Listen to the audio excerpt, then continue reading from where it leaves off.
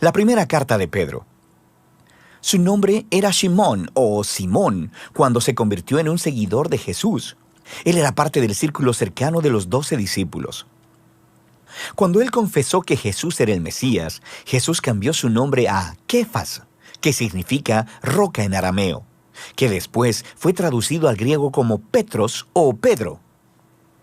Jesús prometió que él se convertiría en un líder entre los apóstoles para guiar a la comunidad mesiánica en Jerusalén durante sus primeros años, y eso fue lo que sucedió. Recuerda los primeros capítulos del libro de Hechos. Eventualmente, sin embargo, Pedro fue llamado a llevar las buenas nuevas de Jesús más allá de las fronteras de Israel. Esta carta fue escrita cuando ya llevaba décadas en esa misión en el mundo romano más amplio.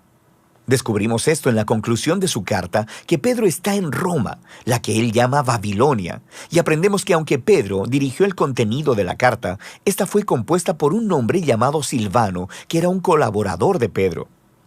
Esta era una carta circular enviada a varias comunidades de iglesias en la provincia romana de Asia Menor, que es la Turquía actual.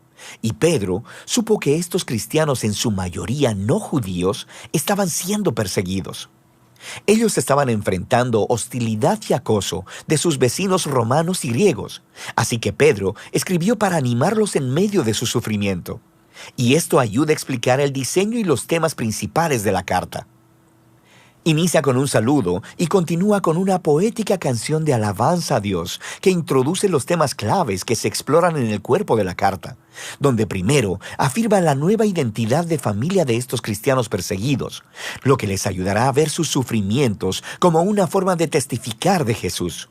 Y esto les enfoca su esperanza del futuro en el regreso de Jesús. Profundicemos y verás cómo todas estas piezas trabajan juntas. Así que Pedro inicia saludando a estas iglesias como el pueblo elegido de Dios que están exiliados alrededor del mundo. Ahora, Pedro deja claro a través de la carta que estos cristianos a los que está escribiendo son gentiles. Pero aquí, él los describe con frases del Antiguo Testamento que describen cómo Dios eligió al pueblo de Israel, la familia de Abraham, quien fue un exiliado y peregrino.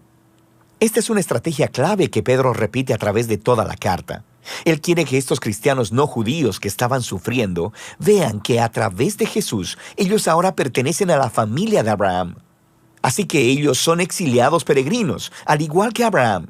Son malentendidos, maltratados y buscan su verdadero hogar en la tierra prometida. Pedro continúa esta idea en la canción inicial.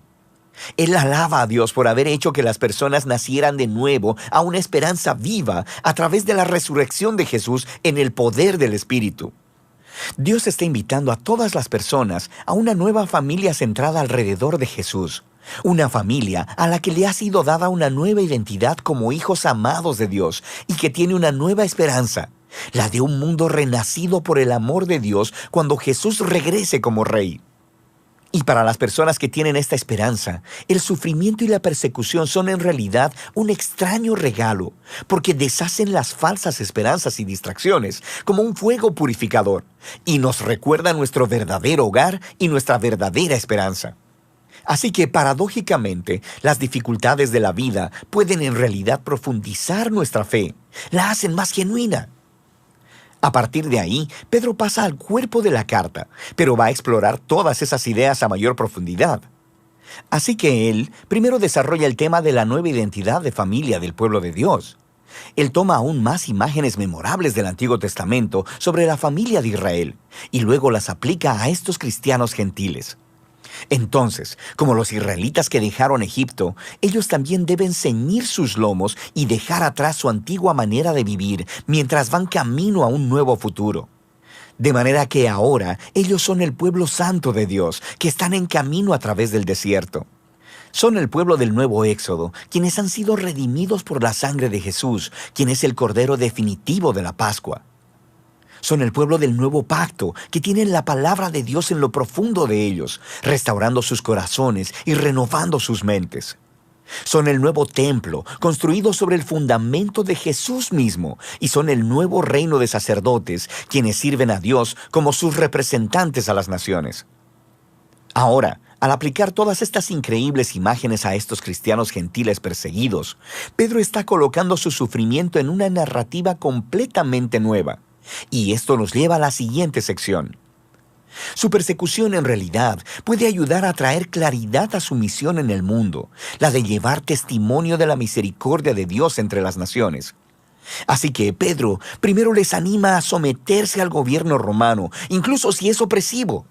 Sí, él reconoce que su persecución, su sufrimiento, es injusto, pero la resistencia violenta no resuelve nada, sin mencionar que traiciona las enseñanzas de Jesús, quien amó a sus enemigos en lugar de matarlos. Después, Pedro resalta específicamente la muy difícil situación que enfrentaban los esclavos cristianos y las esposas cuando vivían en los hogares romanos donde el jefe de familia no seguía a Jesús. El problema es que se esperaba que todos en la casa se sometieran y adoraran a los dioses del jefe de familia. De manera que Pedro está consciente de que dar tu lealtad a Jesús generará sospecha. Así que Pedro dice que es verdad. Todos los cristianos, incluyendo a los esclavos y a las esposas romanas, han sido completamente liberados por Jesús, pero deben demostrar esa libertad no a través de la rebelión, sino resistiendo el mal de la misma manera en que lo hizo Jesús, a través de mostrar amor y generosidad a tus enemigos. Y en los hogares donde el esposo también es cristiano, la historia es distinta. Ellos deben tratar a sus esposas de manera totalmente diferente a como lo hacen sus vecinos romanos, considerándolas como iguales delante de Dios y dignas de honor y respeto. Y Pedro espera que el imitar el amor y el reino invertido de Jesús le dará poder a sus palabras, mientras dan testimonio de la misericordia de Dios y muestran a las personas la hermosa verdad del camino de Jesús. Pero Pedro también es un realista. Él sabe que los cristianos seguirán siendo perseguidos, así que les recuerda de su vindicación futura. Él recuerda cómo Jesús mismo fue perseguido injustamente y asesinado por poderes humanos corruptos, pero en realidad estaba muriendo por los pecados de sus enemigos. Y después Él fue vindicado y le fue dada la vida de resurrección por el Espíritu. Y ahora Jesús está exaltado como Rey sobre todos los poderes humanos y espirituales. Luego Pedro muestra cómo el bautismo apunta a la vindicación de los seguidores de Jesús. Entonces, como Noé, ellos han sido salvados a través de las aguas, no como un ritual mágico, sino como un símbolo sagrado que muestra el cambio de su corazón, su deseo de ser unidos a Jesús en su muerte y resurrección. Y así que ahora, incluso si son asesinados por seguir a Jesús, su esperanza está en la vindicación y exaltación futura junto a su Rey, lo que lleva a Pedro al movimiento final. Él les recuerda las palabras de Jesús, que sus discípulos deberían considerar un honor y un gozo el ser perseguidos, así como Él lo fue. Pedro luego llama a los líderes de iglesia a cuidar de estos cristianos sufrientes y a mostrar la misma clase de liderazgo de servicio que Jesús hizo con sus discípulos. Y finalmente, Pedro les recuerda a estos cristianos acerca del verdadero enemigo al que se enfrentan. La hostilidad no es simplemente cultural o siquiera política. Hay fuerzas oscuras de maldad espiritual que están trabajando, inspirando odio y violencia. Y ellos deben resistir esta maldad, permaneciendo fieles a Jesús y a sus enseñanzas, y anticipando su regreso y victoria final sobre esa maldad. Pedro concluye con una oración por fortaleza divina y envía un saludo de la iglesia en Roma, a la cual él llama Babilonia. Eso es genial. Pedro aquí está adoptando la tradición de los profetas del Antiguo Testamento, para quienes el nombre de Babilonia se convirtió en un arquetipo para toda nación corrupta. Así que Roma se ha convertido en la nueva Babilonia, y es en su imperio donde el pueblo de Dios está ahora exiliado de su verdadero hogar en la nueva creación. La primera carta de Pedro es un poderoso recordatorio de la esperanza cristiana en medio del sufrimiento. El pueblo de Dios ha sido una minoría incomprendida desde su mismísimo comienzo y deberían esperar enfrentar hostilidad porque han sido elegidos para vivir bajo el reino de un rey diferente, Jesús. Sin embargo, la persecución puede convertirse en un regalo extraño para la iglesia, porque ofrece una oportunidad de mostrar a otros el sorprendente amor y generosidad de Jesús, que es motivada por su regreso. Y de eso se trata Primera de Pedro.